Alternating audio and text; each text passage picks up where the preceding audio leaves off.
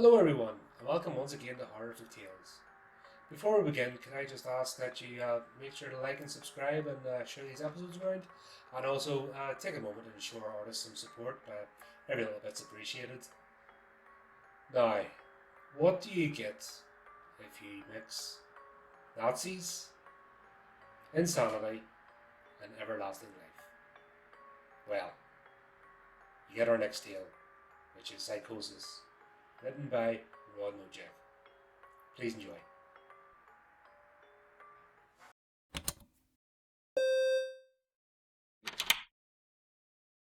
The walls of the waiting room to the doctor's office, painted a bone white.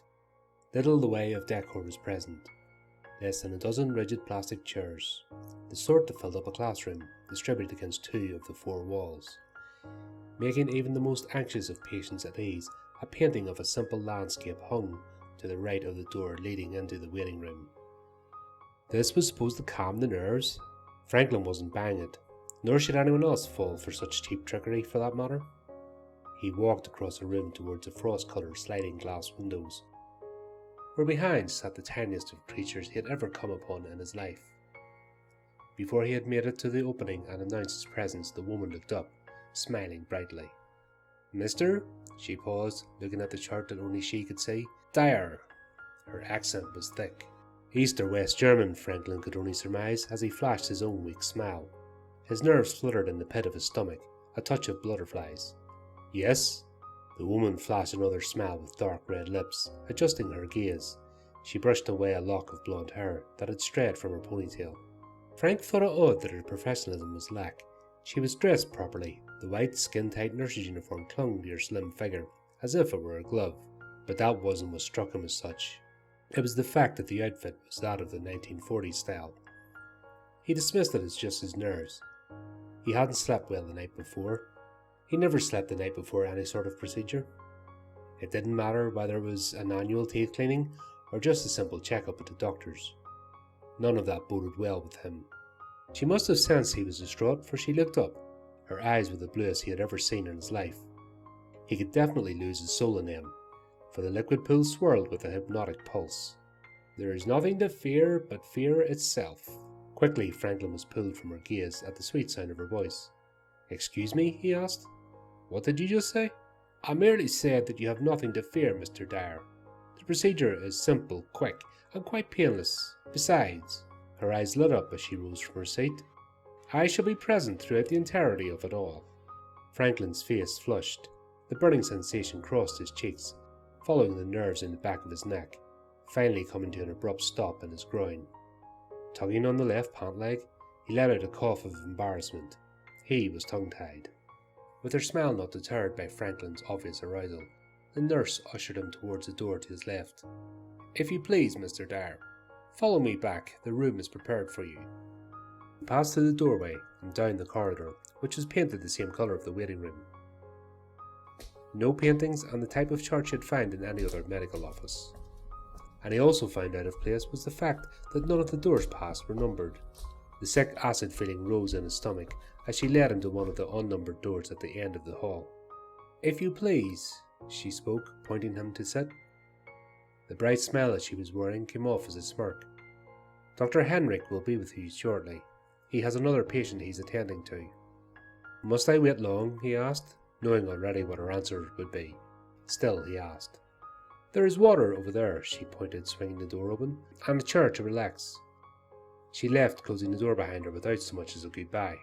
Frank found the paper cups and drew a drink from the cooler. The water was cool in his dry throat. Letting out a satisfactory sigh, he sat on the examination table across from the door. After what seemed like an eternity, the door swung open and the doctor entered. He was young, his jet-black hair slicked back in a widow's peak. His steel-grey eyes lit up as he gripped Franklin's hand firmly, his grip as tough as a steel trap. "Ah, Mr. Dyer, so glad to see you again." A faint smirk crossed his thin lips. Frank nodded, forcing a smile that was not too willing to return. He had only met him briefly. A fleeting meeting, only to discuss this illness that had been haunting him since the early teen years. Over the years, his parents had brought him to all the top specialists in the country, and to their disappointment and his dismay, none had the power to help. Frank was doomed to suffer and believed the voices that occupied his head were just as happy that they weren't being forced to leave. "Hello, Dr. Heinrich," he managed. It was difficult, for his throat was paper dry. "As I explained before, Frank," Dr. Heinrich began. His eyes flicked from the chart in his hands back to Frank. "Simple. Over before you know it's been done." Frank opened his mouth to speak, but nothing came out. His throat was swelling shut. Struggling for breath, he clawed at his throat frantically for some sort of help from the doctor. Then his entire body went slack, slipping off the table and onto the floor with a dull thud.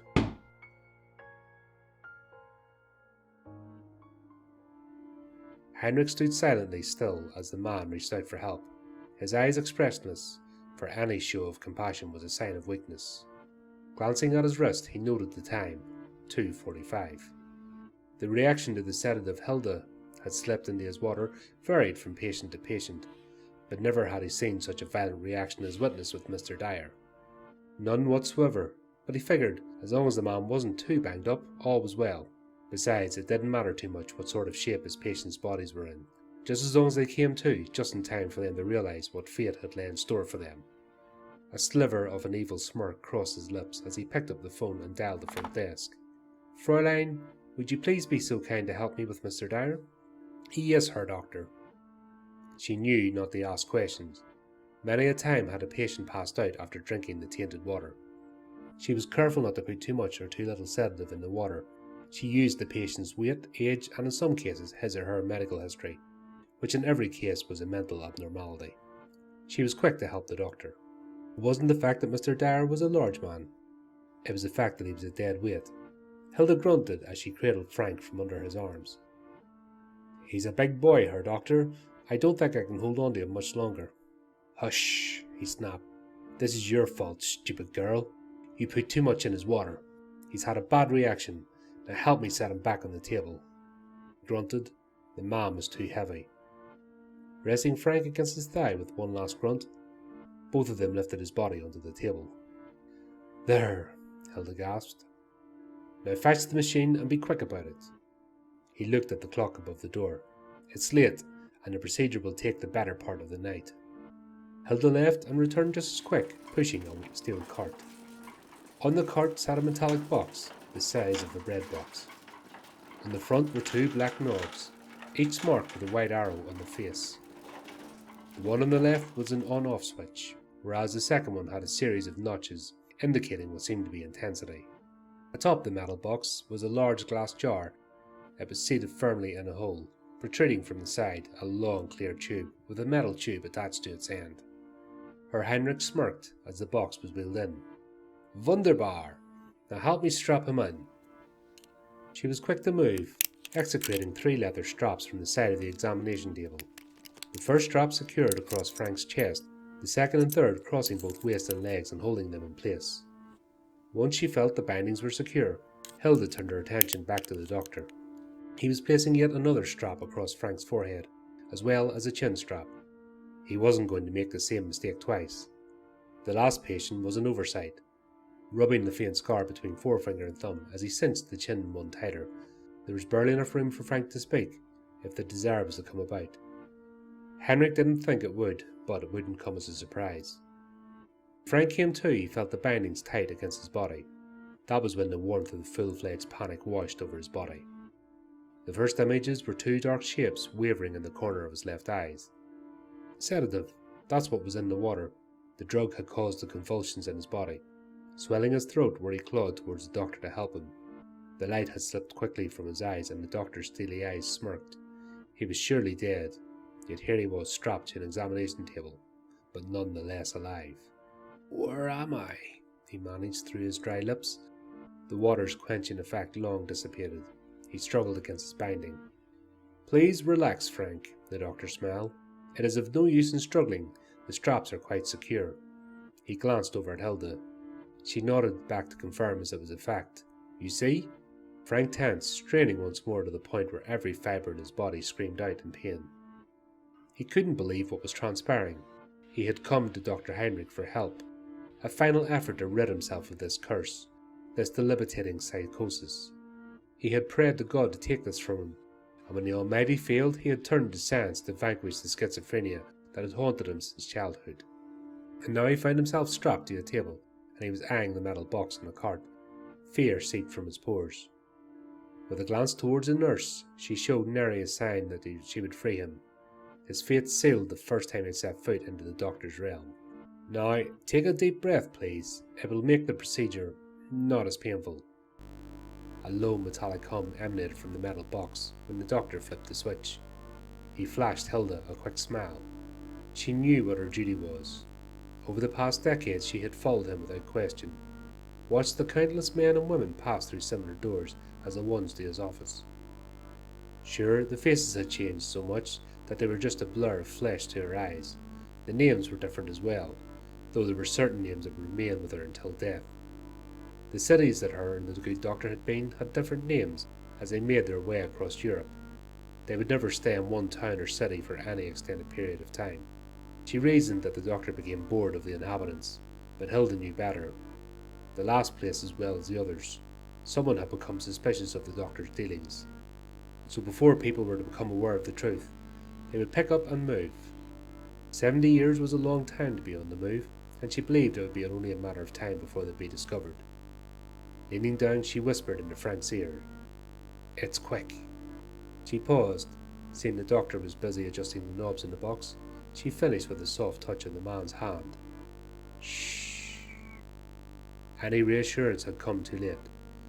Frank's main concern was escape, but in the view of his predicament, freedom was no longer an option. "I'm telling you, Frank," the voice of his sister echoed in his ear. "You should see this Dr. Heinrich." "I don't know, V," he replied. "Heard he was the best in his field," she said, handing him a piece of paper. "Liar!" he screamed. Of course she had known how this visit would end, or she would never have sent him this way. Taking in a deep breath, he let out a deep sigh. Upon hearing Frank's sigh, Dr. Heinrich glanced at the man. A pleased smile crossed his lips. "Good. Now if you please, Fräulein." He motioned towards Frank's head. "Yes," she replied, walking over and placing one hand on either side of Frank's head. If he were to move, the metal tube would miss his temple and puncture either the man's chest or worse, her own. Dr. Heinrich stroked Frank's left temple. Placing the tip of the metal against the man's temple, he muttered something inaudible. The tube slipped into Frank's temple like a hot knife cutting into butter. Heinrich smiled, for the little blood loss occurred as the tube was driven into the brain. "Excellent, if I do say so myself, Fräulein." Hilda's face was screwed up. She didn't care much for what the doctor was doing. Yes, it did serve a purpose, but she still didn't have to like it. No, she found it cruel and dehumanizing. "Don't look at me like that," he scolded her. "If it weren't for this, your face would be nothing but wrinkles. Your beauty is only a fleeting thing, and without it you would be hideous. Now hold the rod." With her left hand she grasped the rod firmly. Heinrich turned the left dial, and the machine hummed louder with each tick of the knob. Frank's head was trembling as the rubber tube came to life. A rubber snake was slithered as the fluid was extracted from Frank's brain. Heinrich's eyes were afire as his glass jar began to fill with piss-yellow liquid. "Just fine," he sneered. "Just fine."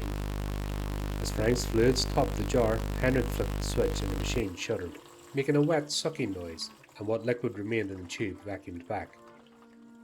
Frank lay lifeless on the table. No second thought was given to the man, for Heinrich was certain he was dead. He had done his part in the doctor's scheme, and all that remained was the husk, to be thrown in the basement with the rest of it. It was Hilda that broke the awkward silence. "Heinrich, what are we waiting for?" "Patience." His voice was hoarse. It had been 3 weeks since his last taste, and now his palate watered something fierce. He didn't need the little tripe standing next to him to ruin the moment. This was a moment to savour, to be soaked in by all 6 senses. Frank's mental instability was the source of his immortality. He wanted to do nothing to make this moment feel rushed. Stepping forward, he reached for the glass jar, gently cradling it in his arms, as if he were holding a newborn baby. He walked over to the door. Hilda went to move towards the doctor when he thrust out his hand for her to remain where she stood. "Her doctor!" she protested. She wasn't about to allow him to dictate her actions. She too had every right to the contents in the jar, for she had also sacrificed a great deal to be here. The countless people that she had lured into his office had been done so at significant risk. If anyone were to deserve eternal life, it was she, and not the bastard who now blocked her from the liquid gold. Before she could move a muscle, she heard a loud noise just beyond the door. "Hush! What is it?" she asked. Heinrich instructed Hilda to back away, then pressed his ear to the door. He could hear a male voice, but couldn't make out what they were saying. Another voice responded. This one was distinctly female. "Back!" he shouted, stumbling. He nearly lost grip on the jar. The door burst inward violently, followed by the sudden appearance of a man. Glock thrust out in the front. He caused Hilda to shriek. In the confusion, she made a dash for freedom through the opening and came face to face with a woman. She too was armed. "Don't even!" snapped the woman. "Special Agent Miller?" asked the man's voice behind her. "In here, sir," Miller replied, her weapon still trained on the blonde woman. She turned to the agent next to her. "Keep your weapon on him, Greg." Greg acknowledged. "Got him." Heinrich glanced at Hilda, and the two agents blocking his only escape route. He may be damned if he was going to let anyone else standing in his way. In his hands he held the elixir to eternity, but he had a choice to make, and only a split second to decide. A smirk crossed his lips as he turned away from his nurse. Never giving a second thought, dropped the jar and rushed the two agents. "Freeze!" Agent Miller yelled at the man as he lunged. When Agent Miller squeezed off 3 rounds into the man's chest, the building echoed with gunfire. Hilda let out a blood-curdling screech as Heinrich's body was thrown back from the impact of the bullets hitting him in the chest. "Stay, miss," instructed Agent Gregg, the barrel of his weapon trained on the woman as she fell to her knees. "No, Heinrich!" Hilda was sobbing as she cradled Heinrich's head. She looked up at both Gregg and Miller. She turned to the woman, the tears streaming down her face and smeared her eyeliner. "Why?" Stacy Miller had been a special agent for 2 months now. 3 months of fieldwork beneath her belt. Most of that time was spent behind a desk on a computer, tracking the now dead man and his assistant down. She had shot the suspect without a second thought and how it would reflect on any career advancement that may have happened in her near future. None of that mattered as she stood face to face with Hilda. "Agent Miller, is he there?" The man behind her in the wall walked up behind her. Stacy looked past Hilda to the examination table, her eyes straining to see who was on it. Only a shapeless body could be made out, but deep in her heart she knew what he was. "Yes," she swallowed the lump forming in her throat. "It's Dyer, Director Hall." The director placed a hand on her shoulder to try and console her, but he knew it was of no use.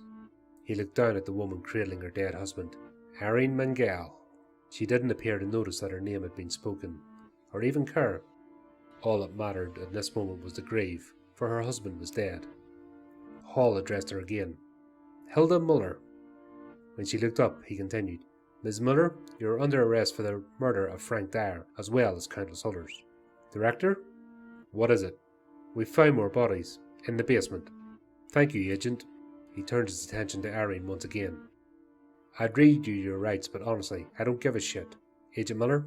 Stacy couldn't shake her gaze from Dyer's body. God only knew what kind of torture the couple had put him through. Shaking the gruesome image from her head, she answered, "Yes? Take Ms. Muller into custody and..." He paused to make his instructions very clear. "Keep a level head, Stacy. Do you understand?" Stacy nodded. She understood. Agent Miller sat behind the metal table. Across from her sat Hilda. She was still perplexed at the idea that this woman was here. "Hilda," she started. Irene sat in silence, for she had nothing to say to this woman.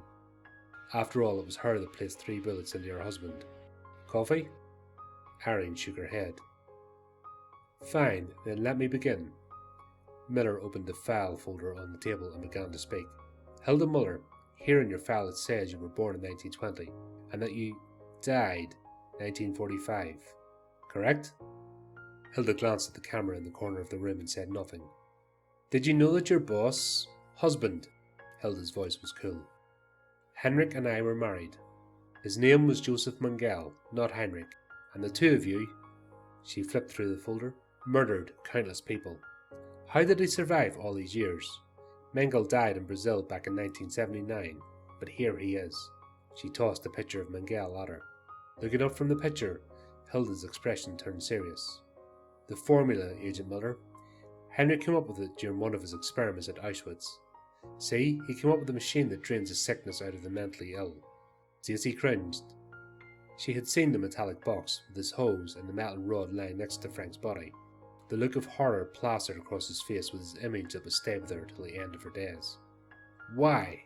Answer me that." Cleaning the dirt from under her fingernails held a smirk. Their illness gave both of us eternal life. That is until you and your agents killed him. Stacy scrambled backwards so fast that she nearly lost her balance as her foot snagged the leg of the chair. Christ! Hilda was laughing hideously at the look of sheer fear across Agent Miller's face. Compose your back, Stacy snatched up the folder and left the room. Shouted back at the laughing Roman as she left the room. Rot in hell, freak.